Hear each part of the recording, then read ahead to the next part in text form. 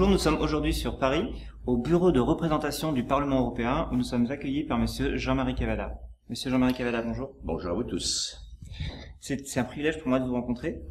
Ma première question que j'aimerais vous poser, c'est peut-être plus une question personnelle. En fait, ça fait plusieurs années que vous êtes engagé dans la politique, votre troisième mandat, je crois. Pourquoi un journaliste comme vous a décidé de s'engager en politique ?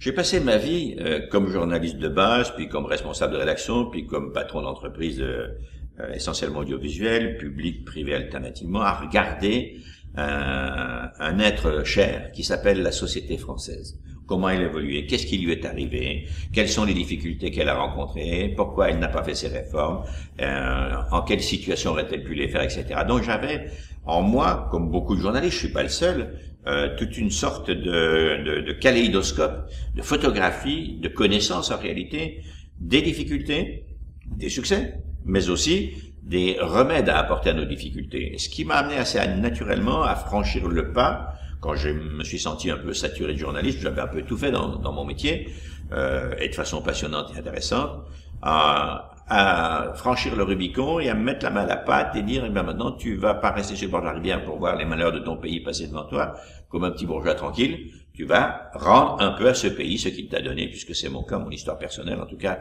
en témoigne. Et c'était pas très difficile de le faire, parce que moi, j'ai toujours été européen depuis 18 ans, l'âge de 18 ans à peu près. Je savais même pas ce que ça voulait dire, d'ailleurs, quand j'ai commencé. Et je me trouvais très heureux de pouvoir contribuer à la construction de l'Union européenne, que j'appelle de tous mes vœux de plus en plus solide. Voilà comment ça s'est passé. L'engagement politique, pour vous, c'est plus une vocation ou un métier ? Bah, c'est les deux. Je crois qu'il faut pas s'engager dans la vie publique. Moi, je suis pas engagé dans la politique. Je suis engagé dans la vie publique. C'est un tout petit peu différent. Je n'ai pas grand-chose à faire de la vie des partis, des grenouillages. Ma carrière, elle est faite depuis longtemps. Je ne ferai pas carrière dans les élections pendant 45 ans encore. Par conséquent, c'est plutôt l'équilibre et le bien de la vie publique. Et qu'est-ce que je peux apporter personnellement comme effort pour que ça marche un tout petit peu mieux, parmi beaucoup d'autres évidemment. Et cet engagement, si vous n'avez pas quand même un peu ça chevillé en vous, vous mêlez de la chose publique, avoir envie que ça marche, faut pas faire ça, parce que ce sont des métiers, contrairement à ce qu'on pense, assez difficiles. D'abord, c'est une énergie considérable.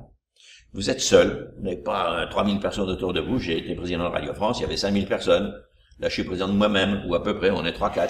Hein, et donc c'est une question d'énergie personnelle, de vouloir tirer des projets, de vouloir aller les débattre, de faire la pédagogie des choses auprès des publics et des scolaires notamment, ce que je fais presque toutes les semaines, très régulièrement en tout cas, et il faut le faire. Après, en même temps, c'est aussi un métier, il faut connaître les procédures, un minimum de droits, les institutions, les blocs, les rapports de force.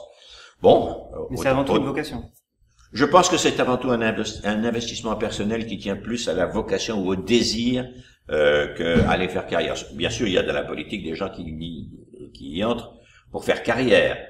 C'est quand même en général les pires, ceux-là. Donc, laissons-les de côté, laissons tomber dans la rivière. C'est les pires, mais est-ce que c'est, d'après vous, les plus nombreux ? J'en sais rien, j'ai pas fait statistique. Ils sont assez visibles, oui. Les plus nombreux, je suis pas sûr, parce qu'il y a une chose qu'il faut dire dans ce pays, et ce sera pas forcément bien accepté, mais je vais le dire quand même, parce que c'est la réalité.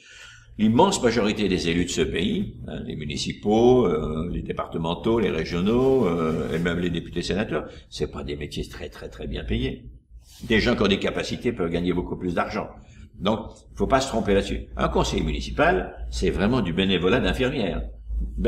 Écoutez, il mérite estime et respect, me semble-t-il, quand même un petit peu. C'est pour ça que je combats très violemment ceux qui veulent jeter le bébé avec l'eau du bain. Tout n'est pas pourri, et pas plus qu'eux-mêmes.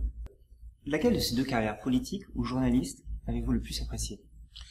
Oh, écoutez, moi, je suis un homme qui est un homme qui vit bien. Il a un coefficient de féminité. Une femme qui vit bien, elle a un coefficient de masculinité. Okay. Moi, j'ai cette sensibilité que quand une histoire est finie, donc un grand cycle professionnel, et j'ai été très gâté dans ma vie professionnelle, franchement, j'ai fait une carrière merveilleuse selon mes propres critères.